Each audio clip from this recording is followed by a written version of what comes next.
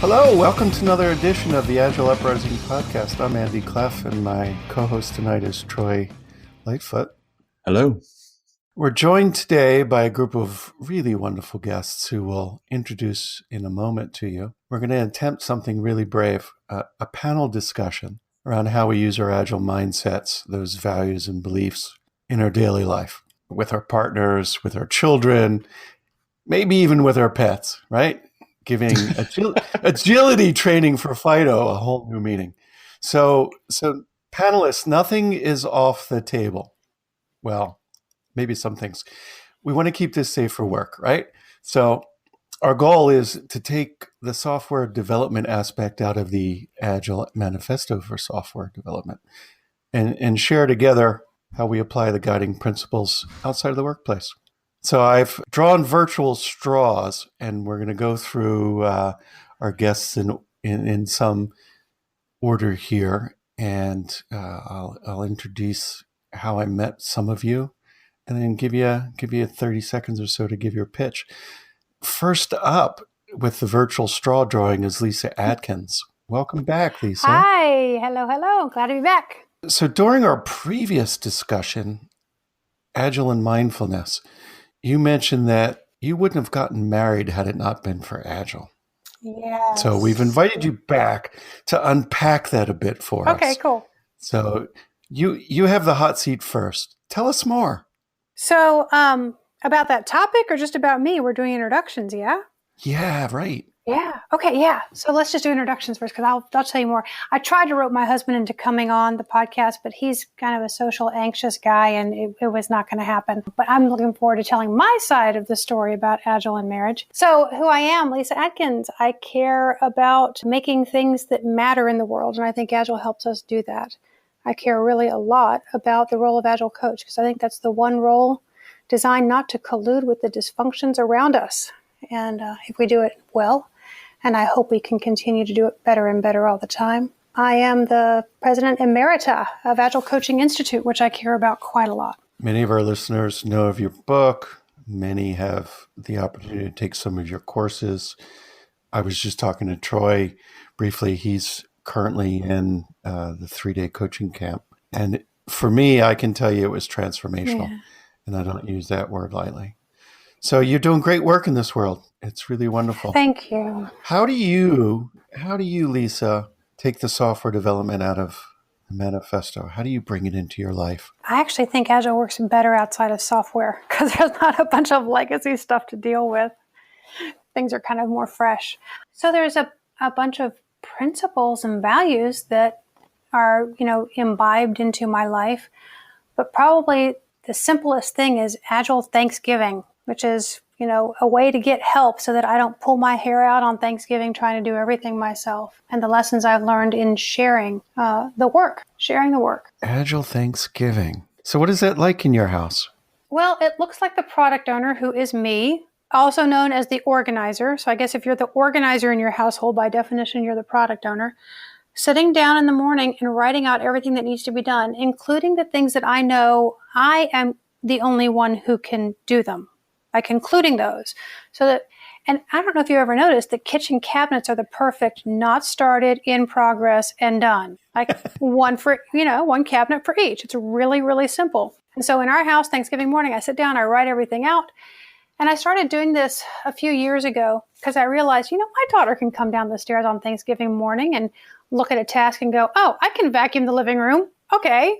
And, she started doing that. So I get lots of help on Thanksgiving now, by getting it all out in public space and people can help, versus I would just kind of, magically expect them to read my mind and know what to do. And then I would grumble that I was exhausted and didn't have a good Thanksgiving because I was doing everything. And that's just, that was just silly. Troy, did you have something to add? Well, I was going to say I hadn't thought about using it for Thanksgiving, but I think that's pretty awesome.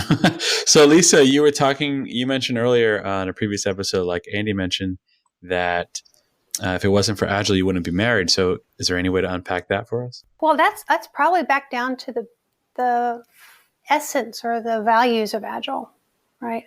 So I came into Agile as a plan-driven project manager. And in that world, I don't think I would have said it then, but I can look back on it now and see that I really was looking at human beings as objects, not people, trying to kind of move them around and get as much done as possible. And there was all this ridiculous work in progress, and everything was always an open loop. It was a very confusing, confounding kind of way to work. And in that way of working, I really didn't look at people very much. I didn't have time to look at people very much. I was just busy doing the next status report, trying to get information out of people. Right. So, along comes Agile. I kind of tripped my way into it. And it wasn't long after that, maybe 6 or 8 months after that, that this man who I had been friends with for 5 years, it just absolutely dawned on me that I was in love with him. And I had been for probably a while, but not knowing it. Wow. Because I had finally slowed down to see him for who he is. Because Agile had slowed down my process so much. Yeah, and it was amazing. Awesome. And thank God he hadn't given up on me, because, by the time I realized this, it's so funny, I realized this on a Friday night when he has taken me and my daughter, who at this point is about 7 years old, out to a movie, which was like a normal thing, like the three of us pals would do, right? We'd go to a movie. It was Catherine Zeta-Jones and Antonio Banderas. What are those movies? Zorro movie. Right. And I was sitting next to him on one side and my daughter on the other side. And there's this scene where they're getting married and they have this really lovely kiss. And he goes like this. He goes, oh. And just in that moment, the world slowed down. And I thought to myself, why am I not holding this man's hand? And it was a crazy thought, That's man. Awesome. It was crazy. So I literally thought to myself, now, Lisa, just go to bed. You'll wake up in the morning and, it'll, that was a crazy moment. It won't really be there. But I woke up in the morning and my first thought was, my God, I'm in love with John Atkins. Oh, my God. So luckily for me, he hadn't given up on me, because by the time I was able to talk with him a few days later, because he'd gone out of town, I was, avidly, just crazily trying to get in touch with him over the weekend. And so he finally said, yeah, I haven't given up. Let's try.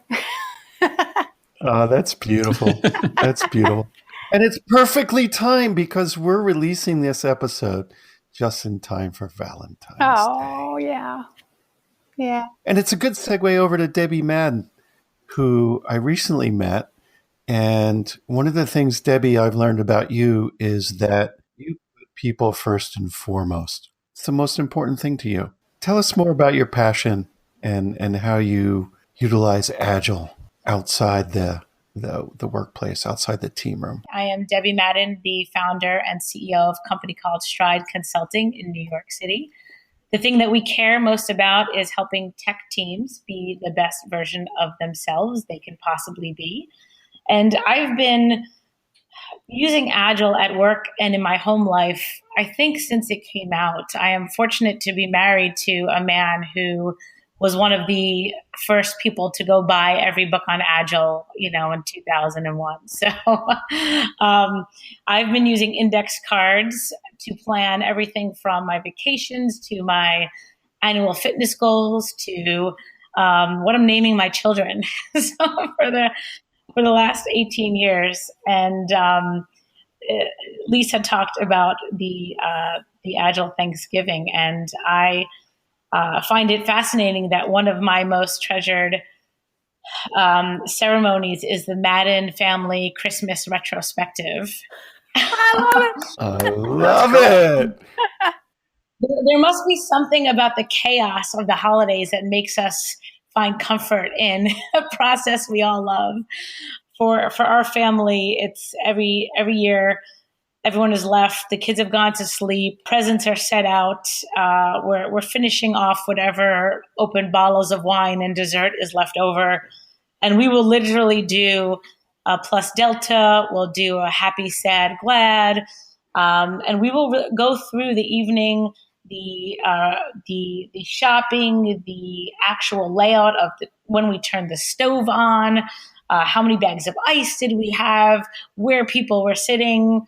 And right then and there, we break out the Excel spreadsheet for the following year, and it just makes the whole evening nice and feel there's a level of comfort to it, because whatever stress happens throughout the night, I know that we're going to make it better next time. It's one of my most favorite things. The kids are old enough now; they partake in it as well. It's great. The Christmas retrospective and continuous improvements. I am so inspired. That's amazing. We are so doing that. Atkins retrospective. I appreciate that because I too am going to be using my kitchen cabinets now for swim lanes. 100% I'm doing that. This is great. Oh, that's really fun. We should insist that you provide some photographs of the various kitchen cabinets in years to come, and the index cards around the Christmas tree for our archives. Yes. It'd be so fun to see how things go. Absolutely. Brad Stokes, fellow coalition member, welcome back. You've been on our show once before with Ryan Lockhart doing Safety Mystified. So it's good to hear your voice. Thank you. And I have to say, Ryan's got the most awesome tat of hops. That man loves his beer on a whole other level. Anyway, if you want a brief on me, I'm actually the newbie in the group to the Agile space. I started working in an Agile way only a couple of years ago as a developer, and I've been a Scrum Master for about 6 months, Scrum Master front-end developer. So that's my heritage in the space, and I've found the coalition. I've absolutely loved it, and I really love what it does to people and what the Agile ideas and mindsets helps teams and people actually achieve. In my own family, I have 4 kids between myself and my partner, and my eldest boy actually has ASD, so he's on the autism spectrum disorder, has an Asperger's, and has ADHD. And we've used some things like personal Kanban for him to try to get him organized with varying levels of success, which is pretty fun. The other thing I really love with, say, the Agile mindset is I love the idea of mini personal retrospectives, which I've used a few times with the kids. He's dumb, doesn't fix anything, but okay, let's have a look at what actually happened, unpack that, and let's look at how we can make that better on the next time through. And that, for me, is one of the things I've taken away from this space. Oh, that's beautiful. What were some of the successes and challenges that you had introducing Kanban to your son? Oh, that one's fun. Just getting him to understand it. My daughter, who's a little bit younger, has seen it, and she's, oh, I love it. She takes after my wife, who's incredibly organized, so it just clicked. But for Jay, he tends to be he's incredibly capable, incredibly high functioning, but what he does is lack a few social graces, and he tends towards disorder as opposed to order. So actually understanding that we have a list of things that we're going to do today. We move them when we start, and then we move them when we finish, because it would often be, I'll start a whole bunch of things. So whip limits were actually, funnily enough, an important aspect for him. And then the discipline of having that daily stand-up, because it's not always easy. I work about an hour and a half from home, and we, as I said, have 4 kids, and we live incredibly busy lives. So actually helping him be focused enough was one of the big challenges that we had. Oh, that's great. Have the daily stand-up to know what the day is like and give it some predictability. I want to add that, Brad, my daughter has ADD as well, and the school that she's in does 2 stand-ups essentially a day. And in the morning, 8 children and 1 teacher, they talk about what they did yesterday, what they're going to do today before they go to their first period. And at the end of the day as well, they have a closing stand-up. Oh, it's nice. And I've never heard of any other school do this, and that behavior has been life-changing for her. It's been so wonderful to help her get organized, really kind of ease into the day. Well, when you talk about children on the spectrum or with ADHD, for instance, one of the things that they respond very well to is visual cues. So the communication that's just inherent in a Kanban board, for instance, is actually quite useful. Again, the trick is getting them to look at said board, which we've occasionally very much struggled with. Well, hopefully it's not in Jira, Brad. Funnily enough, my wife and I keep multiple Jira boards for our own stuff, so it's very sad. In fact, my partner is incredibly organized. It blows me away with how productive she is, and was keeping spreadsheets and notes. And I've one day said, why don't you just do that in Jira? And she said, what's this Jira? So I've taken her through it. She said, how could you keep that a secret from me? I don't know if it was an April Fool's gag, but Atlassian produced a video. I'll try to find it and put a link in our show notes, where there was Jira for kids, and mom was running through the chores for the day and going to bed. But it was quite humorous. Debbie, I'm curious.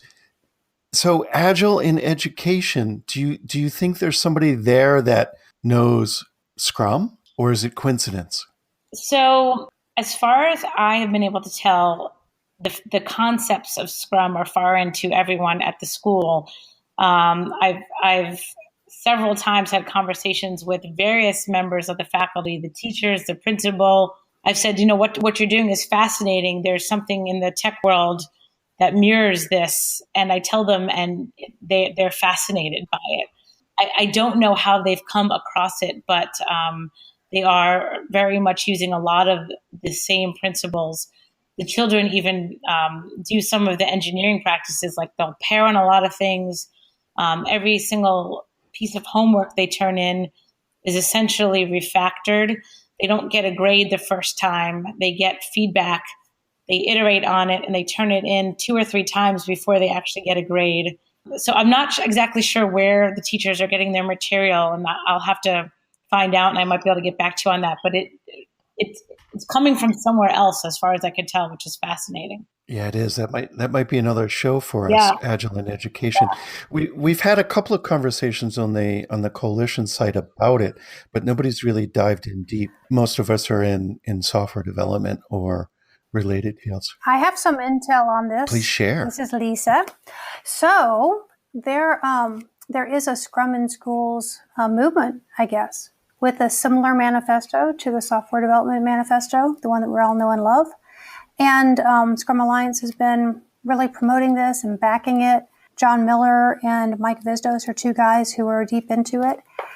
And I just have in my hand a book that was sent to me from someone who has taken Agile Coaching Institute's courses. Her name is Rebecca Pope Ruark, Ruark. And it's called Agile Faculty.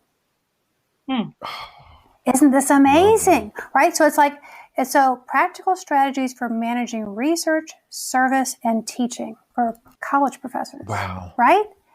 So it's happening. Yeah. It's so totally happening. That's great. Yeah. So is that a pre-production copy, or is it out. available? She sent it to me because she was so kind and said that a lot of what she learned in our courses and her interaction with Agile Coaching Institute in general kind of formed a lot of how she thought about this book. Oh, that's fantastic. Yeah, and I just literally got it in my hands a few days ago. And so when you guys started talking, I'm like, oh, let me get that book. Agile Faculty, can you believe it? Yes. Yes, cool. I can. So Troy, my brother in arms here, fellow board member, co-creator Yes, of Lean Agile Intelligence. How are you taking this mindset, these principles, and applying them? I have a few examples, so maybe it might cause some discussion, maybe not. I don't know. The first one was a couple years ago, before I was engaged, when I was just dating my now fiance. We're getting married this year. Congratulations. Thank you. And I asked her if she would be willing to try this personal Kanban with me. That was kind of the first step. And she said, what is it? I said, well, I'd like to set some long-term goals and short-term goals and break them down into what can we do this week and this month and she said, that makes sense. So I said, okay. So I put up a whiteboard in our kitchen and we, every night we ate dinner, we updated this board and stuff like that. And at first, she got super into it. I mean, in fact, she would get on me for not moving my cards over after a while. A board Scrum Master. So it was really awesome, right? And then just like anything, it kind of started to die out on her end, the passion I could see, and she kind of just started forgetting about it. And I didn't really challenge her or anything like that. I just kind of let it happen and let her, maybe she's busy, maybe she wasn't thinking about it. That's fine. So I said, what would be cool if we started tracking actually tracking what's going on in the process of the board. So I started drawing out a CFD by hand on this board. She came home from work and said, what's that? And I said, oh, it's just a little chart. She said, I never want to do this ever again.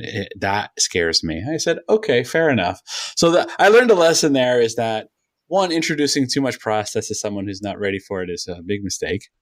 And 2, don't kill the fun. So those 2 lessons I learned there. So I still do personal Kanban myself. And in fact, we do it. She doesn't do it with me, but we do talk about goals and how we're going to accomplish them. And I just track that myself. I don't really ask her to do it with me anymore. So that's my first story. You got a second one? Switching. Yeah, I have a few. Switching gears. Keep them coming. So Josh Kiriowski has this, and I don't know if he invented this, but I learned it from him, and he has this thing called mean time to conflict resolution. So I essentially started a working agreement with my fiance, even though she doesn't know it's called a working agreement. But but basically, I essentially started this with her when I realized that I was being reluctant to say things which I thought would bring about conflict. So I noticed that about myself. So, and I said, well, I coach teams not to do this, and I'm doing it in my relationship. So I told her about this, and not about the bean time thing, but I told her about, a healthy relationship means that we should feel safe to bring up things that we know may cause conflict or anxiety, between us. And I just shared a couple things that I had been holding back. And when I shared that, it was so beneficial because all my anxiety and my fears were like gone away when we just had a basic conversation about it. So getting that out there, and ever since then, we've kind of agreed that we won't hold things back when we feel that resistance. We will just be assertive and be honest with each other, and try to constantly create this psychological safety between us. So that's number 2. Okay. So are you graphing quietly mean time to resolution of conflict, and someday you'll share it with her, or are you just keeping that for your own knowledge? No, essentially established a working agreement about sensing when you're stopping, and why am I stopping? Am I stopping because I'm just going to say something stupid, or am I stopping because I'm afraid to say it? That's like 2 different things. So, and the second part of your working agreement is there will be no metrics. Right. There you go. and so two other things real quick, and then I'll probably be done for the rest of the episode, because I know I'm taking up a lot of time, but I do feel like, somebody may find this interesting. So a couple of books really have impacted me recently that I read that I've applied in my not only work life, but personal life. And those 2 books are A Theory of Everything and by Ken Wilber, and Responsibility Process by Christopher Avery. So the idea of A Theory of Everything and integral theory, I started applying it, and I funny enough, I applied it to my own weight loss because I've been trying to lose weight for a long time and I wasn't able to do it. And when I applied that integral theory and that the 4 quadrant perspective, it totally changed like the dynamic between me and my fiance and my results. Like I lost 22 pounds in a month and 5% body fat, like in the first month. It was pretty crazy. Ooh, baby. Wait. Just doing integral theory on yourself, and break that one down for us. Okay. We might have the theory of everything / weight loss. Okay. So here's what happened. And actually the responsibility process and integral theory, in my opinion, go hand in hand, because if you're not familiar with the responsibility process out there, please just Google that book and read it, because I'm telling you, to me, it's one of those life-changing books if you apply it. So, integral theory is based on 4 quadrants. I'm not really going to cover that here, but the first quadrant, the top left corner, is all about self, right? And that's why that responsibility process is like the perfect model to go with that 1 quadrant, I feel, So I was trying to take responsibility for my own actions and trying to lose weight, and I would lose weight and then I would gain it, and it was just constant struggle, right? And it wasn't until I backed up and said, I need to look at my interactions with my fiance, who makes meals most of the time, right? Number 1.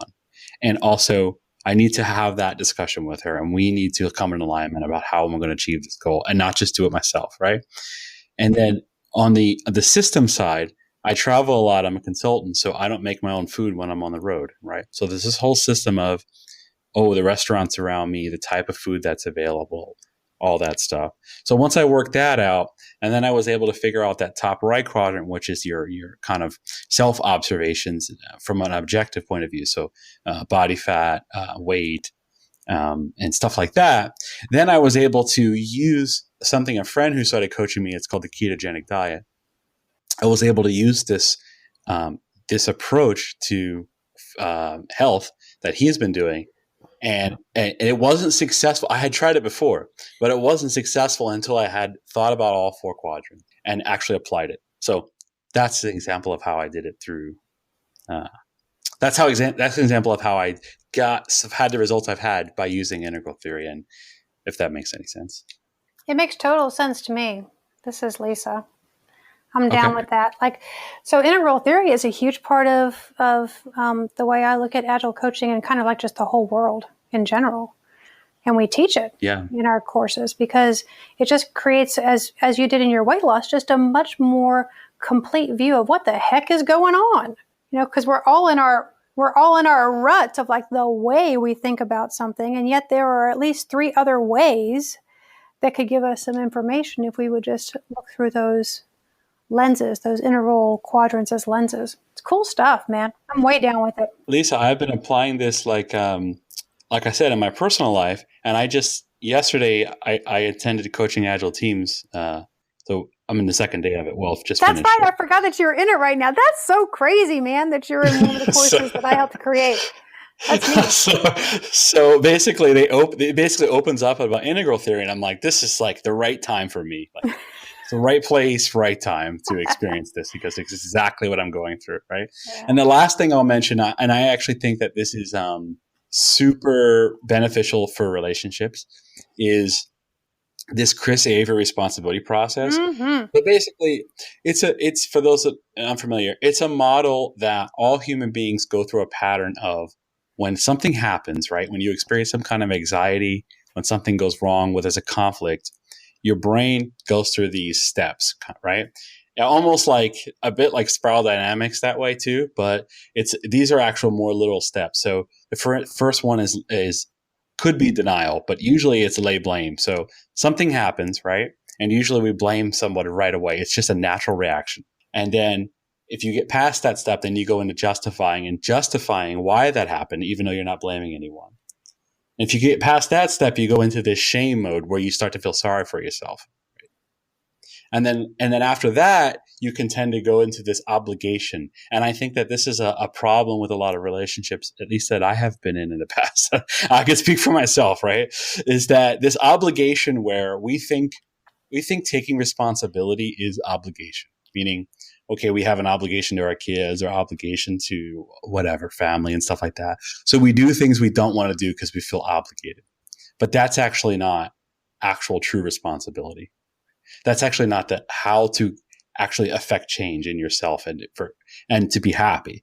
So to break through that, you take 100% ownership of everything. So an example would be a conflict comes up in our relationship, right? And I think I'm right. Okay. And she thinks she's right. And so who's here has experienced that? Okay. So you have 2 people that think they're right. And the first thing I do is I'll blame her, right, for something that I think she did wrong. Example. Okay. So one of the things that Chris Avery teaches is that look at everything as it's your fault, right? Like look at everything as you can take responsibility for it, no matter what it is. Okay. So for instance, if this problem happens, I can say in my brain, instead of blaming her, once I go through that mental process, and hopefully I don't do it out loud, okay? Once I go through that, I can say, what could I have done to prevent this situation or made it better, right? And it's just saying, if you think about it that way, then you're always in control. Okay? So yes, internally, do I feel that maybe there's things that she could have done? Yes, but you know what? I'm going to take responsibility for what I could have controlled and what I can control in the future and make sure that I do that better. And at the same time, I'm not going to hold back on feeling like I can't express how I feel when it comes to being assertive. But the difference is I'm not going to blame her for it because I'm going to take responsibility for having done something better, you know? So that's it. That's how I'm using some of the stuff I use in coaching, but in my personal life.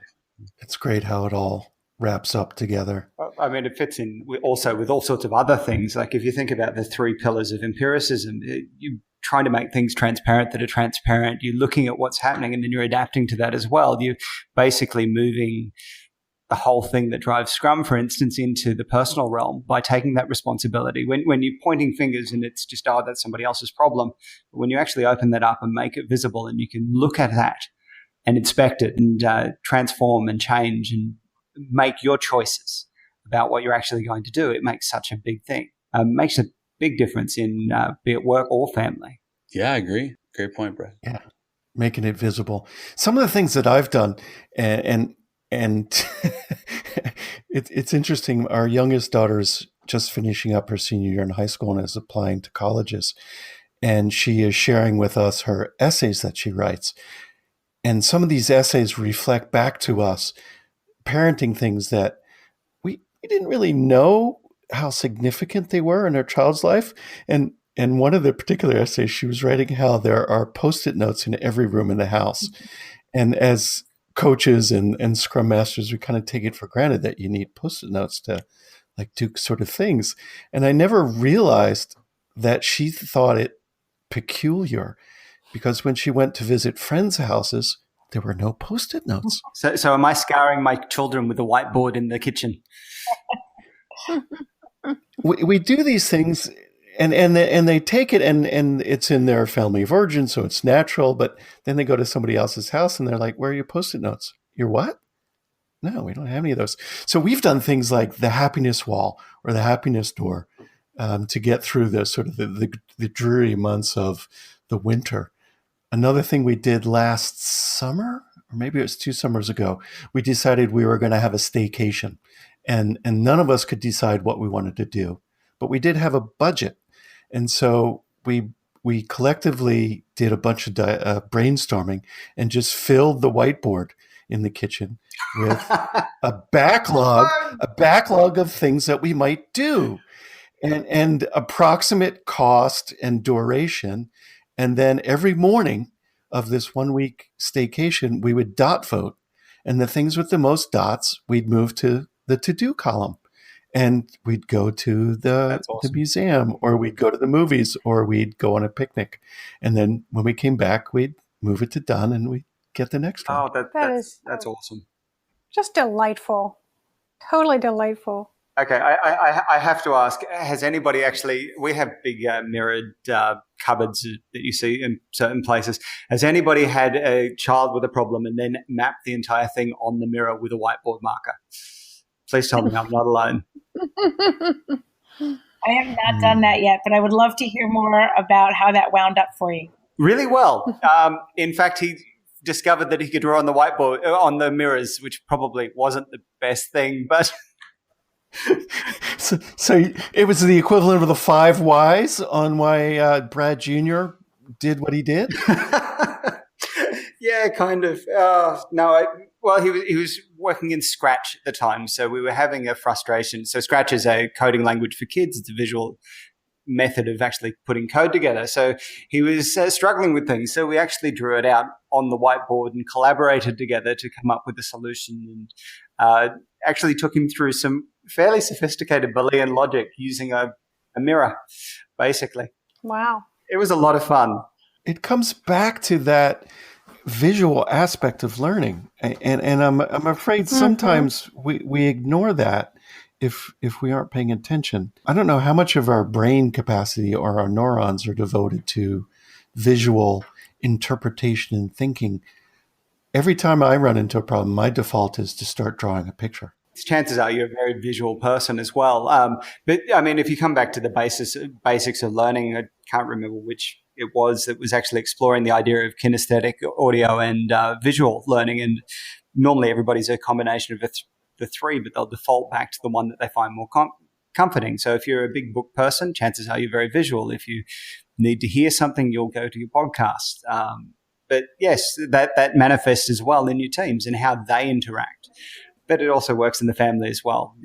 I probably wouldn't draw big charts for my daughter, but I might take her through something. And again, it's adapting to the situation. And the individual. Yeah, absolutely. You know, I'm sitting here and just as each of you shares a story, I'm like, oh, I have one similar to that. Oh, we're doing something weird like that. Oh, we're planning our vacation like that. And I had not realized how much it's like insidious, how Agile's in here. It's inside me. I find the one that I get is the mindfulness that just comes out of the practice of saying, okay, because I have a bit of a routine that I'm I commute. So on the train, I make a point of stopping for a few moments and saying, okay, what happened today at work? What could I have done better? What can I do better the day after? And what do I need to know about? And that mindfulness just seeps in. When you're wrong and you have conflict, you can detach yourself almost at times to actually say, okay, where am I wrong in this? Because chances are I am. Yeah, it really does seep into your soul. Mm-hmm.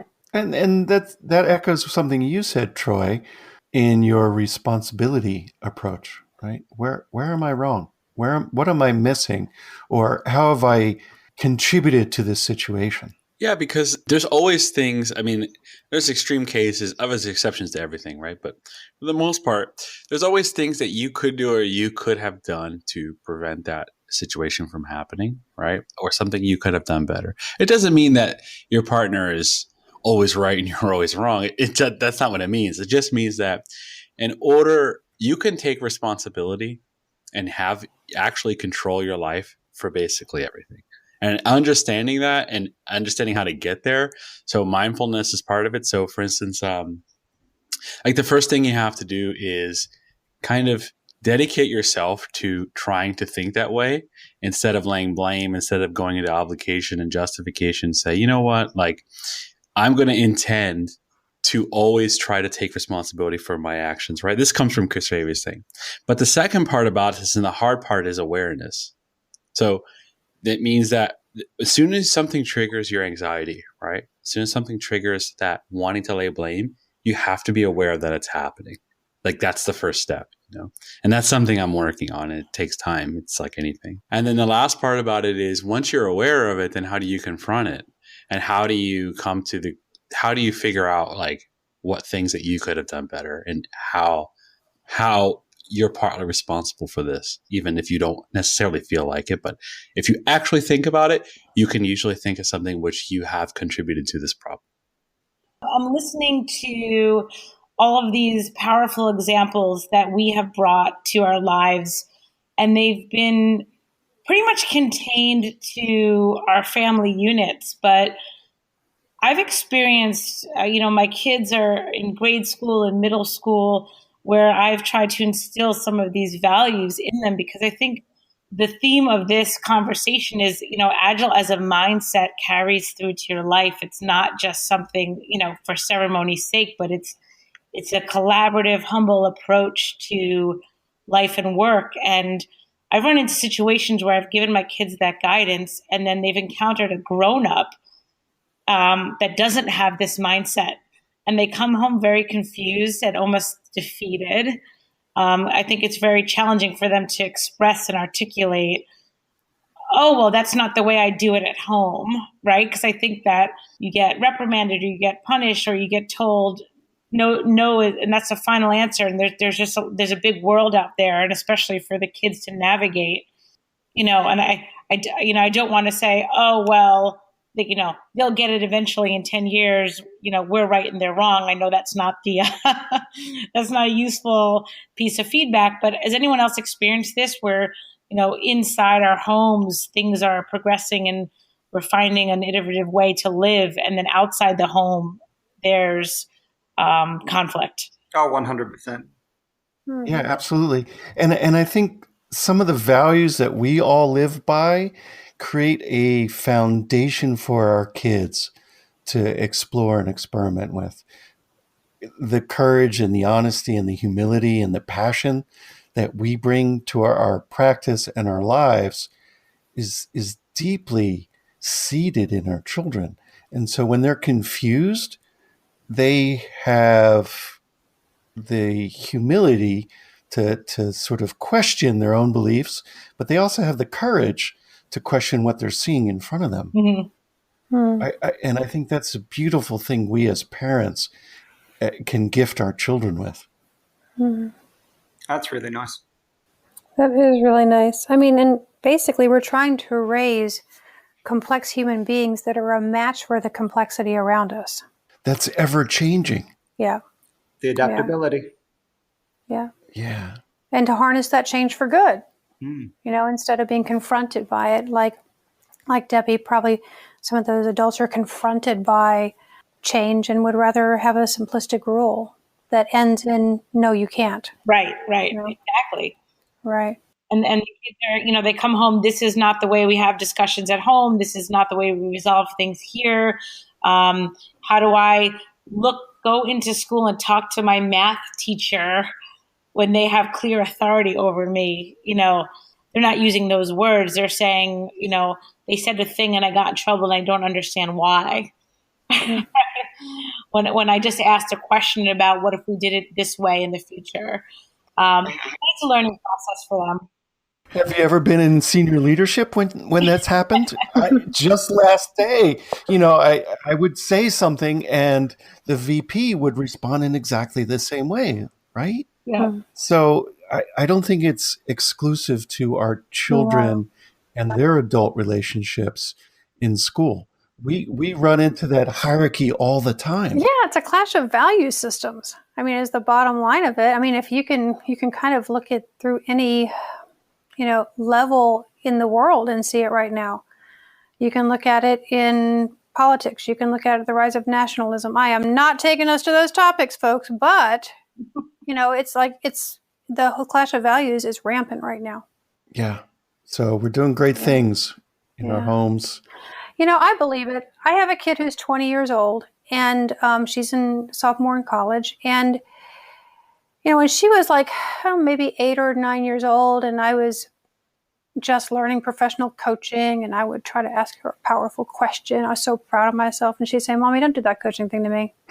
But there was something about that got embedded deep in her.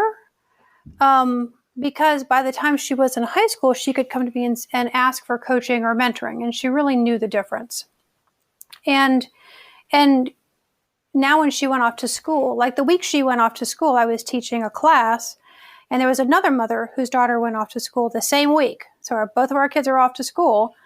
My kid is in her own world. She's doing fine. She's great. This other mother has her daughter texting her literally every hour, freaking out about something. And, who knows? This is a very simplistic explanation. There's a lot more going on, obviously, in both of these children's and mothers' lives, and their interaction.